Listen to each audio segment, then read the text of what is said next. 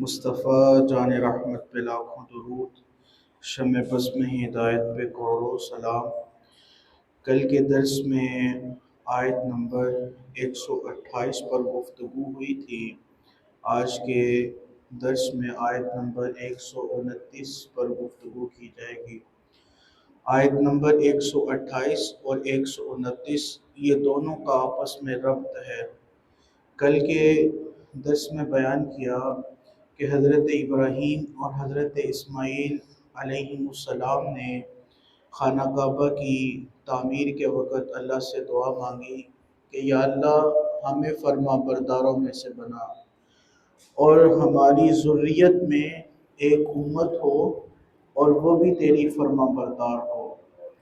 یہ کل کی آیت میں بیان کیا گیا تھا، اور آج کی آیت میں اسی ذریت کے بارے میں اگلی دعا ہے، اسی اولاد کے بارے میں وہ جو امت مانگی ہے حضرت ابراہیم اور حضرت اسماعیل علیہ السلام نے، اب اسی امت کے بارے میں دوبارہ بات کرنے لگے ہیں۔ عرض کرتے ہیں خالق کائنات کی بارگاہ میں خانہ کعبہ کی تعمیر بھی ہو رہی ہے اور ساتھ میں دعائیں بھی چل رہی ہیں۔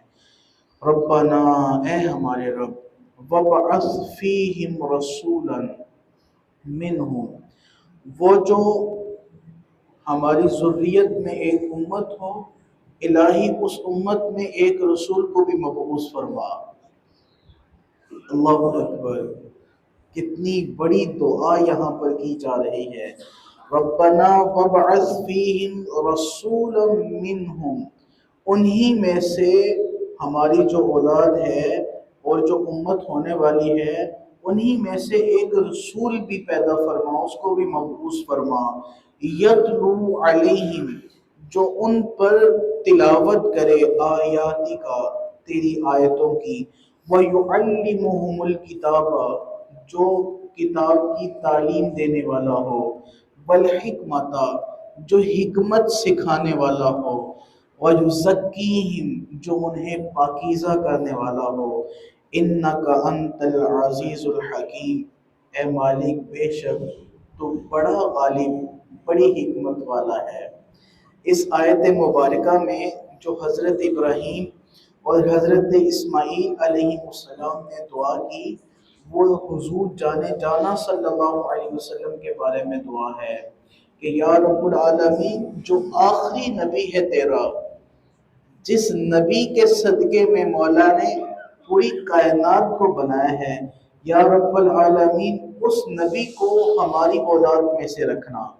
انبیاء علیہ السلام دعائیں مانگ رہے ہیں، اور یہ وہ خاص دعا ہے جو حضرت ابراہیم اور حضرت اسماعیل علیہ السلام نے دعا کی کہ یا باری تعالیٰ، جو آنے والا عزتوں والا، عظمتوں والا، شانوں والا نبی ہے، وہ ہماری اولاد سے ہو۔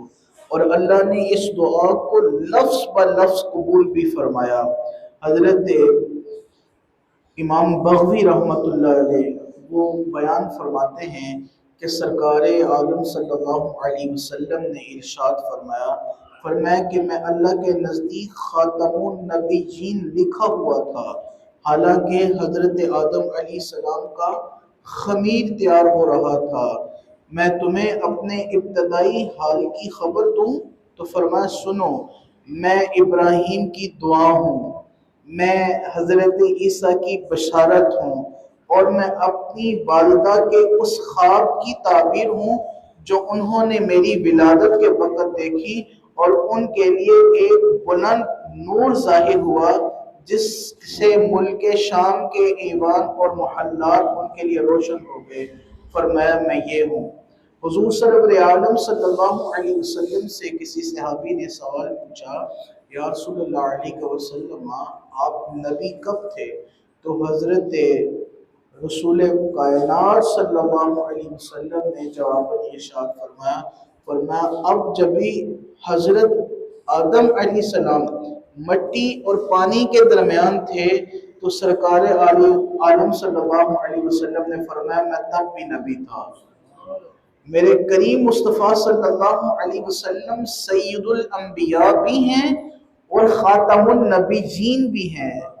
ایک ہی وقت میں دونوں صفات میرے کریم مصطفیٰ صلی اللہ علیہ وسلم کے دامن سے جڑی ہوئی ہیں۔ فرمایا کہ میں جب بھی نبی تھا اس وقت بھی نبی تھا جب حضرت آدم علیہ السلام مٹی اور پانی کے درمیان تھے، فرمایا میں اللہ کے نزدیک اس وقت بھی نبی تھا۔ تو اللہ رب العزت نے حضرت ابراہیم اور حضرت اسماعیل علیہ السلام کی اس دعا کو قبول فرمایا۔ نبی پاک صلی اللہ علیہ وسلم کو حضرت اسماعیل علیہ السلام کی اولاد سے پیدا فرمایا، اور پھر اللہ رب العزت نے نبی پاک صلی اللہ علیہ وسلم کو کتاب بھی دی۔ پھر حضور صلی اللہ علیہ وسلم آیتیں پڑھ پڑھ کر سناتے بھی تھے۔ یاد نہیں ہے تمہیں وہ سورۃ نجم کا واقعہ کہ میرے مصطفیٰ نے سورۃ نجم پڑھی اور سجدے میں گر گئے، اور یہ جو یہودی تھے، جو کافر تھے، کنٹرول ہی نہیں ہوا ان سے، حالانکہ وہ تو قرآن کا انکار کرتے تھے، رسول اللہ صلی اللہ علیہ وسلم کے مد مقابل تھے۔ میرے حضور صلی اللہ علیہ وسلم نے قرآن پڑھ کر سنایا تو کافر بھی سجدے میں گر گئے۔ اس قدر میرے کریم مصطفیٰ صلی اللہ علیہ وسلم پر اس کلام کی محبت تھی۔ اور پھر نبی پاک صلی اللہ علیہ وسلم نے، یاد نہیں ہے تمہیں وہ کس طرح کتاب کی تعلیم دی؟ یاد نہیں ہے تمہیں وہ منظر میرے مصطفیٰ نے کس طرح پاکیزہ کیا؟ وہ بغض، اناد، وہ تکبر، وہ حسد، وہ کینے جو بچیوں کو زندہ درگور کر دیا کرتے تھے، جو باپ کے منہ پر بھی تماچے رسید کیا کرتے تھے، جو ماں کو بھی ہاتھ سے پکڑ کر منڈیوں میں نیلام کر دیا کرتے تھے، کیا تمہیں یاد نہیں ہے میرے مصطفیٰ نے کیسے انہیں پاکیزہ کیا؟ تو اللہ رب العزت نے حضرت ابراہیم اور حضرت اسماعیل علیہ السلام کی اس دعا کو لفظ بر لفظ جو ہے وہ قبول فرمایا۔ آپ کی ذریت میں نبی آخر الزمان حضور جانا صلی اللہ علیہ وسلم کو مبعوث بھی فرمایا، پھر انہیں کتاب بھی دی، پھر انہوں نے کتاب کی تعلیم بھی دی، لوگوں کو حکمت بھی سکھائی اور لوگوں کو پاکیزہ بھی کر دیا۔ اور یہ وہ خوبصورت جو سلسلہ ہے اس آیت مبارکہ سے حضور صلی اللہ علیہ وسلم کی شان اور عظمت کا اللہ رب العزت کی بارگاہ میں دعا کریں گے۔ خالق کائنات قرآن حکیم کو پڑھ کر ہمارے سینوں کو عشق الہی اور عشق مصطفیٰ صلی اللہ علیہ وسلم سے معمور فرمائے۔